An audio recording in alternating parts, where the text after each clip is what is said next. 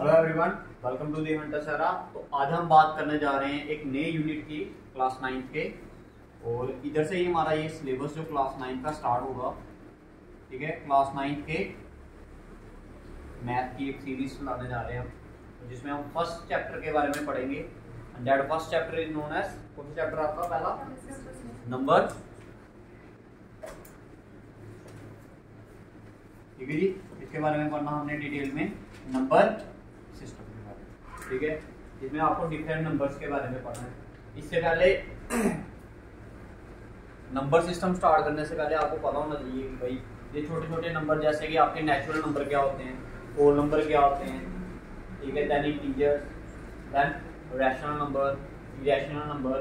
तो I think ये हमने पढ़ा दिया आपको ये पहले ही, ठीक है। तो हम सीधे एक्सरसाइज पे चलेंगे और उसी के बेस पे हम क्वेश्चन पढ़ने की कोशिश करेंगे।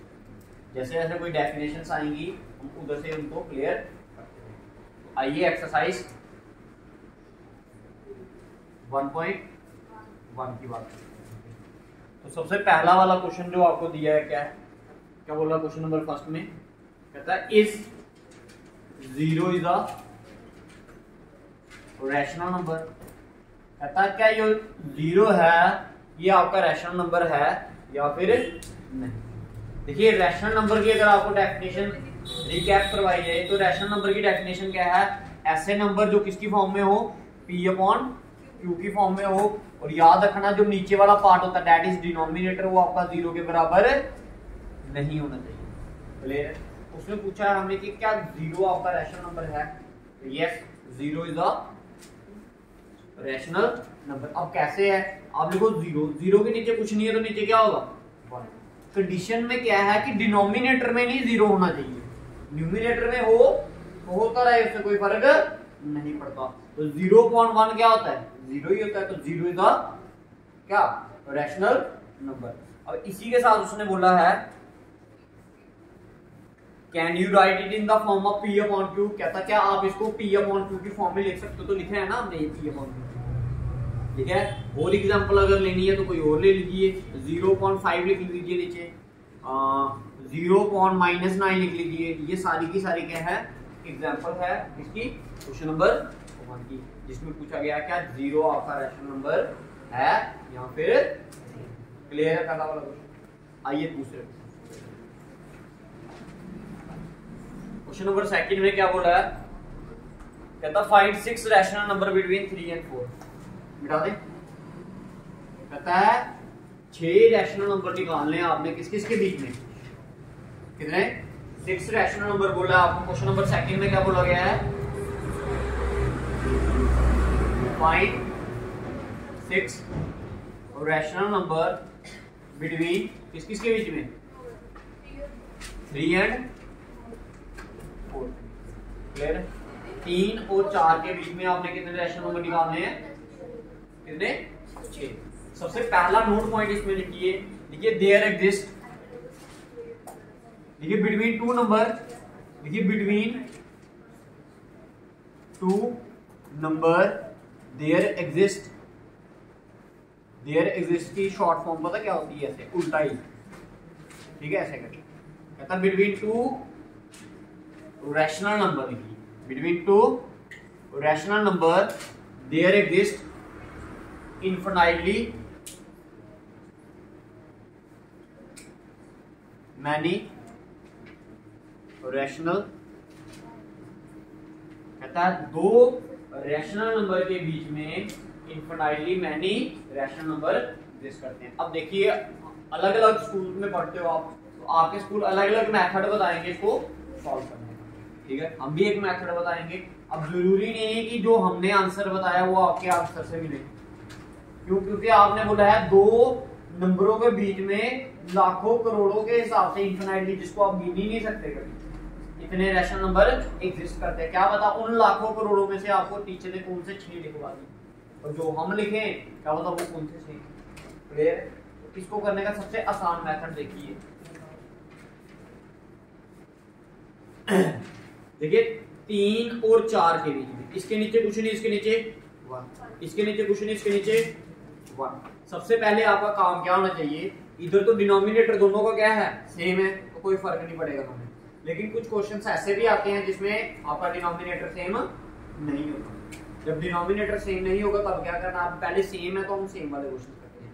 जैसे ये सेम है, इसको लिखा मैंने 3/1 इक्वल टू, देखो इसको आपने एक नंबर के साथ मल्टीप्लाई कर देना। अब आपकी मर्जी है, वो 100 से मल्टीप्लाई करना चाहते हो तो 100 से करिए, 200 से मल्टीप्लाई करना चाहते हो 200 से करिए, 300 से करना चाहते हो तो 300, अगर 10 से करना चाहता है कोई तो 10 से भी कर सकता है।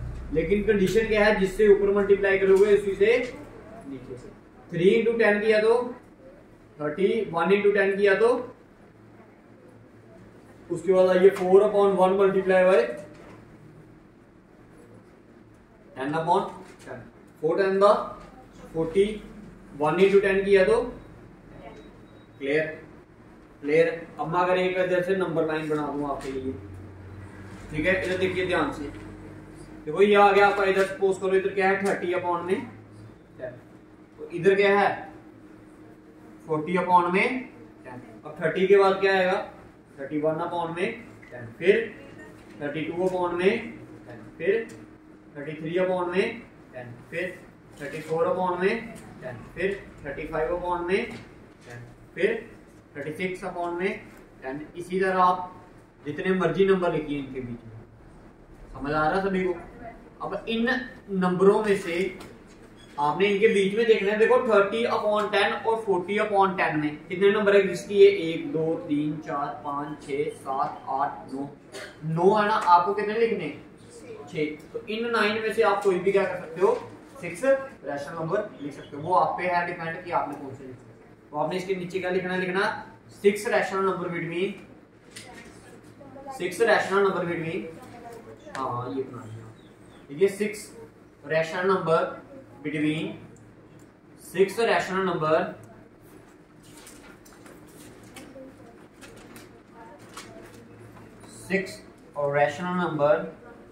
between 3 and 4 are, अब इनमें से कोई भी आप कितने को लिख सकते हो, आप 6 रैशनल नंबर, वो आपकी मर्जी है, जो मर्जी लिखिए, ना ही पहला वाला लिखना ना ही लास्ट वाला, क्योंकि बीच वाले लिखना। उतारिए इसको जल्दी करिए।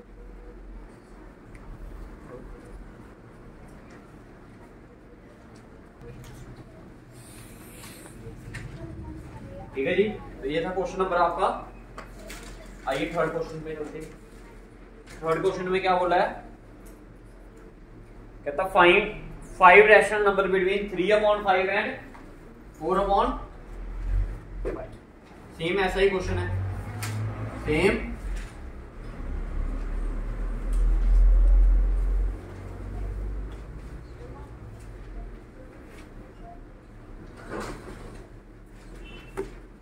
ठीक है। अब देखिए सर, आपको बोला है कि आपने कितने 6 की जगह पर कितने निकालने हैं, 5 रैशनल नंबर निकालने हैं, 3/5 एंड 4/5। क्लियर? तो इधर ये 3/5 था तो 3/5 लिखा, इधर भी 3/5, इसको भी मैंने 10 से मल्टीप्लाई कर दिया। ठीक है, ये आगे 30/50, इधर क्या आया 40/। क्लियर क्लियर है? अब देखिए नीचे वाला पार्ट आपने क्या लिखना है, इधर 10 की जगह पर क्या लिखना है 50, इधर भी 50, ये सारी तरफ क्या आएगा, हर जगह क्या आएगा 50 आएगा। इनमें से भी आप कोई भी 5 लिख सकते हो, वो आपका क्या होगा, तो लिख लेना 5 rational number between 3/5 and 4/5 are, इनमें से आप कोई भी लिख सकते हो। क्लियर है? और भी हमारे पास मेथड होते हैं इसको निकालने के लिए, ठीक है, और भी मेथड, आप फिलहाल यही मेथड समझिए। ठीक है, तो ये था क्वेश्चन नंबर आपका हो गया, पाली सभी ने। ठीक है,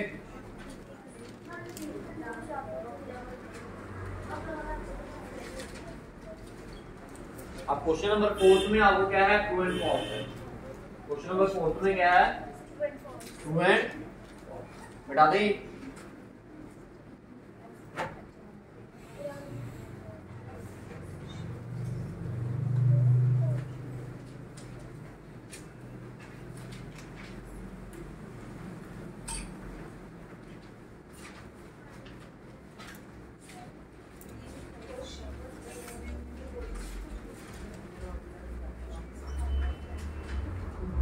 देखिए क्वेश्चन नंबर 4 में कहता है state whether the given statement is true और फॉल्स।